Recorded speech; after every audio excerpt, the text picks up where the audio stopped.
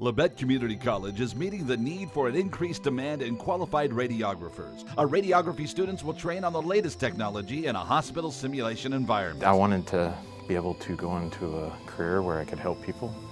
And if you're going to go into that field in this part of the four-state area, LCC is the only place to come. Tuition is nearly half the cost of universities. Scholarship and financial aid available for those who qualify. Text radiography to 620-293-6671 for more information or visit labette.edu.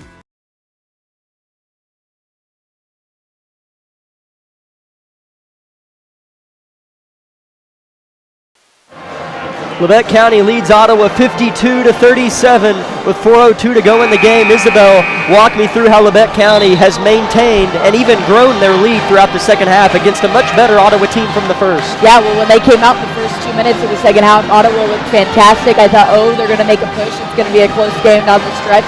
But right as they were kind of making their comeback, Madison Brannon hit two huge threes. That put them back up 12. And from there, it's just kind of continued on us. Had some good and one shots. Ridley had some good had a good and one layup, and so the Grizzlies have just continued to battle, which is what we needed them to do, and so that's why they're up with so much right now. Dean has it at the top of the key on Labette County's possession out of the Coach Snyder timeout. 3:45 to go in the game. Here's Brannon getting by the pressure defense from Ficken. Asante Smith drives, finds Wilson, and she's fouled on the shot attempt, and she'll shoot 2 free throws. As these girls are having fun just about after every play, They've been smiling and laughing with each other. Well, and it's been good because I think it's good to see all of them enjoying it, because usually these games have been stressful for them the last few years, and so to finally be able to lock down a win is really exciting. Well, maybe. Well, yeah. I won't let you pull the announcer jinx. I know you're kind of new to this, but we have this thing where if we say something that maybe hasn't happened, it will happen. Just so you know. Wilson's second free throw is good. She got both of them. Labette County leads by 17 again. Ottawa with a lot of work to do. 17-point hole and only 3.5 to work. Ball's on the far wing. Here's a three-pointer put up and in and out. Rebound nearly out of bounds. Tipped high in the air and ripped down by Carson Stewart. There's that rebounding we saw in the first half. And Carson Stewart is fouled again. 90 feet from the basket, and I did not see the foul at all. As Kirsten Evans turns and looks at her coach, so confused, like I didn't touch her. That's 4 on Evans and the 10th on Ottawa, so 2 shots for Stewart coming.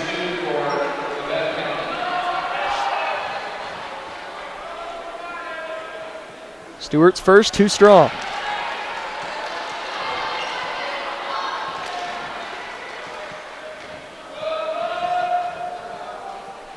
Stewart's second. Good. Stewart with 4 points on the game, but has done a lot of things aside from score. Rebound and had a big steal when Ottawa was trying to claw back earlier in this quarter. Speaking of clawing back, here's a three-pointer, good from Sophia Ficken. That's her second of the fourth quarter. Entry pass from Labette County, tipped out from the Cyclones. It stays with Labette County, though. Labette County on top by 15 with 3:04 to go. Ottawa full-court press. They've been in it most of the game. Wilson inbounds to Asante. Asante turns and gives to Stewart. They have numbers. She turns and gives to Dean. Wide open. Layup. She converts. And it looks like the Labette County team has finally figured out how to break that full-court pressure. Here's a steal from Labette County as driving and hitting the deck and turning it over was Hadel, who laid there in frustration as she watches the white jerseys flash by in transition, but a pass is tipped out of bounds from Ottawa, still not giving up. It'll stay with Labette County. Anna has 15 points on the game. Brandon with 10. In the first half, they just combined for 8. Brandon inbounds over the top of Ficken. Brandon gets it back, finds Dean. Dean lays it in and adds on to a marvelous second half. Dean has 4 fourth quarter 2-point field goals. And credit that one for Madison Brandon on the assist. Here's a pull up from 10 feet from Nichols, finding its home. 59-42, Labette still on top by 17, 2:15 to go in the game. Here's Labette County with another offensive possession, and what happened? I think it got tipped out of bounds. Okay, thank you. Ottawa tipped it out, so Labette County will inbound in front of their own bench. Labette County, if they go on to win this one, will play the winner of the 5-seed Fort Scott, a familiar foe, and the 12-seed Baldwin High School from Baldwin, Kansas.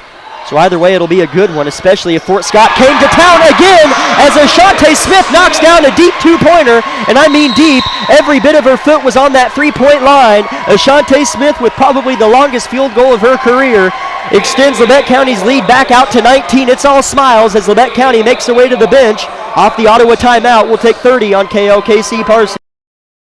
At Labette Community College, we're passionate about medicine and compassionate about people. Our highly trained instructors provide innovative career-specific education in the field of diagnostic medical sonography. Do you already have an associate or bachelor's degree in healthcare? Earn an additional certification in sonography. LCC offers a 12-month completely online program with a clinical component. In as little as 1 year, specialize in OB, abdomen, or vascular. For more information, text pound SONO to 620-293-6671 today. Apply online at labette.edu.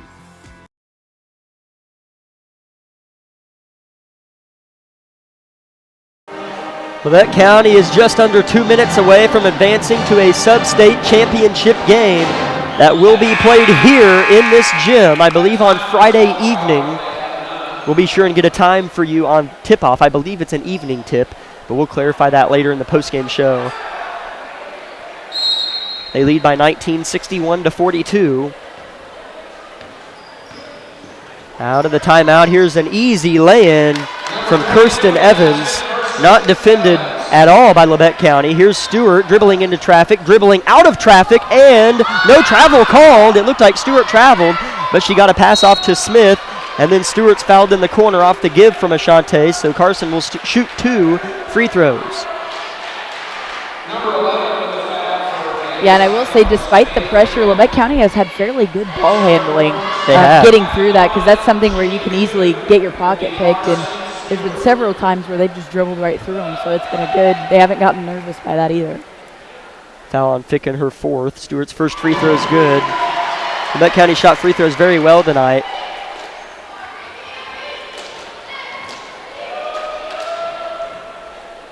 Stewart with her second. In and out. Rebound. Anna Dean. What an effort. She soared over the back of Evans and ripped it down. What a big-time rebound from the senior. 90 seconds to play. Labette's up by 18. With the ball, credit Dean for saving the possession. Dean has it in the corner, skips it to Stewart at the volleyball line as the Grizzly faithful start their victory clap. That's kind of new, and I like it. As the student section starts their chant, and hopefully we hear a familiar chant tomorrow night as Labette County, the boys team, gets set to take on Independence, who they played in their last regular season game a week ago and lost. But they'll get another crack at the Bulldogs from Independence, coached by longtime Labette County Grizzly Brad Smith, tomorrow night at 7 o'clock.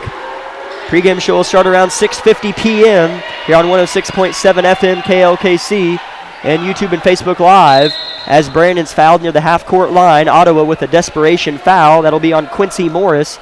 She checks in for the first time down the stretch for Ottawa. So Brandon at the line shooting 2. She hasn't scored in the 4th quarter. It's been all Anna Dean. Brandon's first free throw is good.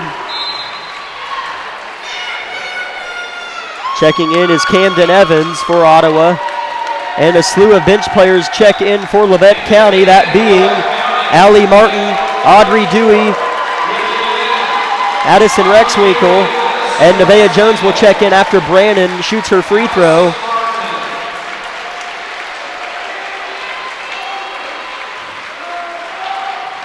As the Ottawa seniors hugged their bench, as it's always emotional as a senior losing what you know is going to be your last game. Brandon misses the second, so Jones will have to wait at the scores table. Here's a pass inside, intercepted by Brandon. And a double dribble. Man, there have been like 4 double dribbles in this game by both teams. That's just weird. Yeah, it's definitely uncharacteristic. As Madison Brandon gets a standing O from the Grizzly fans as that double dribble from Rexwinkle allows Nevaeh Jones to check in. And we'll just say that's why she double dribbled, to let Jones check in with 25 seconds left. It was a courtesy move. Yeah. Here's Ottawa driving and scoring. Good move from Sophia Ficken. She had 1 point in the first half and has 8 here in the fourth quarter alone. So Ficken not going away for Ottawa. And here's a body bump foul on Ottawa. So Audrey Dewey will walk her way to the other end to shoot probably the last free throws of the ball game. Dewey has 1 point on the night. Of course, came from the free throw line where she split a player in the second quarter. Dewey's first free throw is off the mark. Checking in for Ottawa is Emery Keeball. She replaces Sophia Ficken.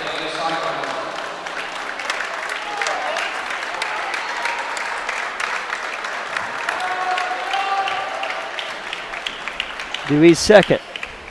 Good. Labette County leads 64-46 with 8 seconds to go.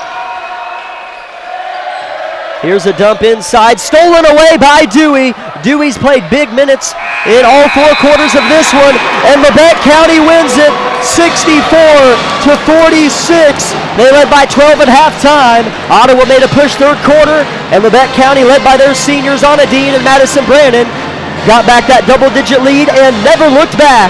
They win by 18 and move on to the Substate Championship game that will be held here on this very court in Altamont, Kansas on Friday evening, where they take on the winner of Fort Scott and Baldwin. We'll get you a winner, hopefully, of that game if it has concluded, or if they played tonight, I'm not sure. But for now, we'll step aside for 2 minutes here on KLKC Parsons and come back with our post-game show.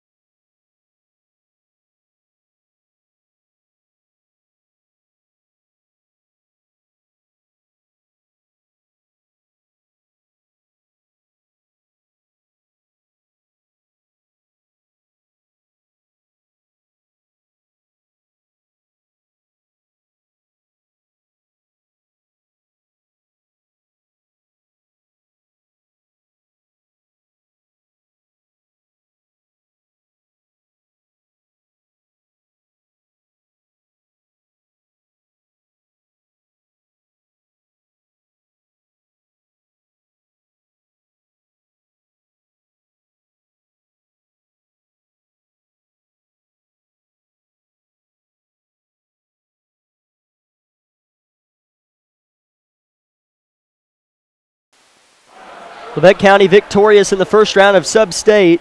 They beat the Ottawa Cyclones by a score of 64-46 as Anna Dean and Madison Brannon combined for 30 points on the night, almost had half of their team's points. Anna had 19. She had 13 in the second half. Madison Brannon had 11, had 9 of those in the second half, so a big second half from the seniors when Ottawa was trying to make a push for it. But Isabel, 10 different Grizzlies scored. Every Grizzly in the book has a number next to their name, and we'll gladly name them off. Carson Stewart and Addison Rexwinkle and Shelby Wilson all had 5. Ashante Smith had 8, 6 points in the second half. She played really well down the stretch, too. Yeah, she really did. Ridley Lynn had 3. Nevaeh Jones, Audrey Dewey, Jasmine Perez all had 2. For the Cyclones, Kirsten Evans had 14, and Brooklyn Hadel had 10. Foster Nichols and Sophia Ficken had 9, and Marissa Richards had 4. So Ottawa had their leading scores, 14 and 10 and 9 and 9. points by your individuals isn't bad, but it was just the depth of scoring and the inability to stop Labette County from scoring. 64 points is quite a bit for this Lady Grizzlies squad. Yeah, that's what I was just getting ready to mention is, I mean, that is high scoring for this team, and the fact that every single player has points next to their name is a huge testament to what we've been saying all season of how deep this bench really is. And you kind of talked about how for this team to kind of take it to the next level, their defense was going to have to pick up and everyone would have to contribute, and that's exactly what we saw tonight.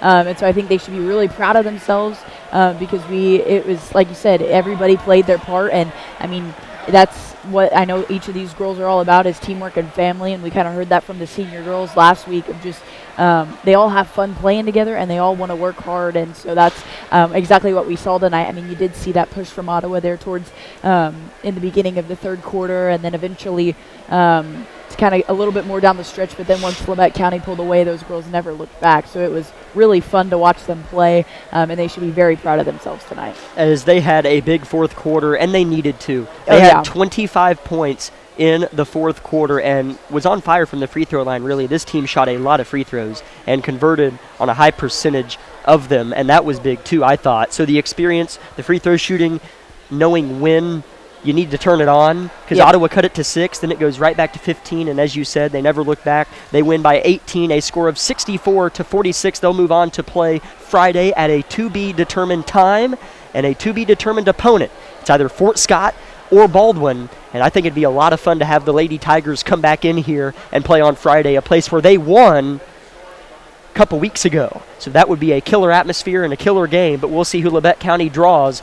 Isabel, any final words? Nope, I hope you join us on Friday, and thank you for tuning in with us tonight. And tomorrow night, the boys team, the Grizzlies, will play Independence at 7 o'clock is when tip. 6:50 will be the pregame show as the Labette County Grizzlies will get another crack at the Bulldogs from Independence. They lost to them last Friday on senior night, looking to get another try at them again and move on to a Substate championship of their own. Again, Labette County Lady Grizzlies moving on to the championship game in Substate.